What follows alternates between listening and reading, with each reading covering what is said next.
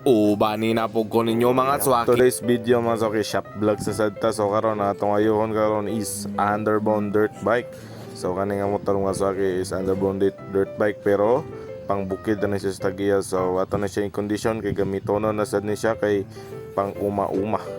So nakita to dres galik gid ang oil seal sa iyahang telescopic kana kay KMX nga telescopic. So napay mga diferensya ni dire sa yung brake, drug sa dire sa swing arm may nadugay ko kay bearing sa swing arm, bearing man gud niya. Tulo-tulo ko kanya gahi kitang tangon so tagpa ba ko dia. So mo na itong motor dia no medyo hugaw bagid kay siya. So ato ni condition. So giuna na dire sa iyang footrest.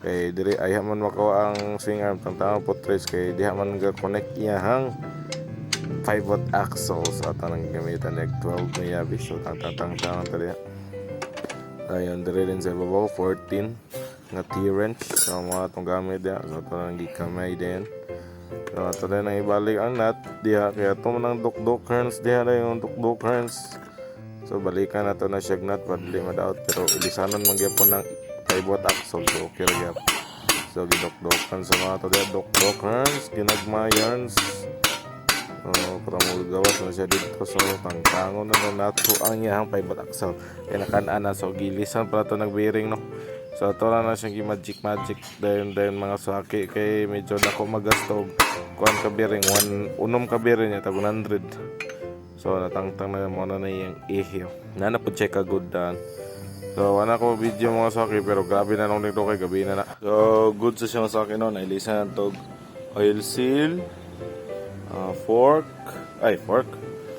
kaning throttle cable nandito sa swing arm brake kapastar na so good sa nang ihi dia good sa ni all goods so padagan na try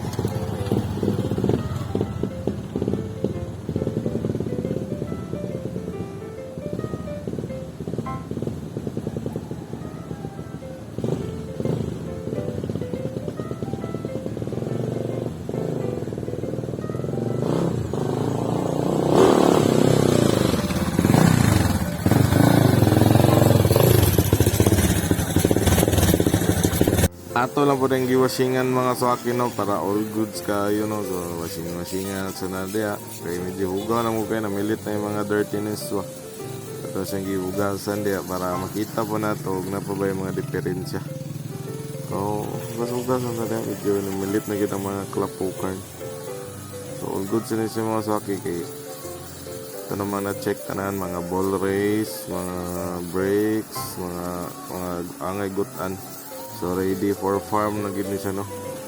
So ito na siyang iwasingan diya para sinaw na kayo. So nakauli na kita mga swaki no. So salamat kay sa pagtan-aw mga swaki no. So all good sa itong motor. So comment down below sa mga gusto mag-comment. So comment lang mo bisag unsa diya. So salamat sa pagtan-aw mga swaki. Salamat sa suporta and see you next video. God bless.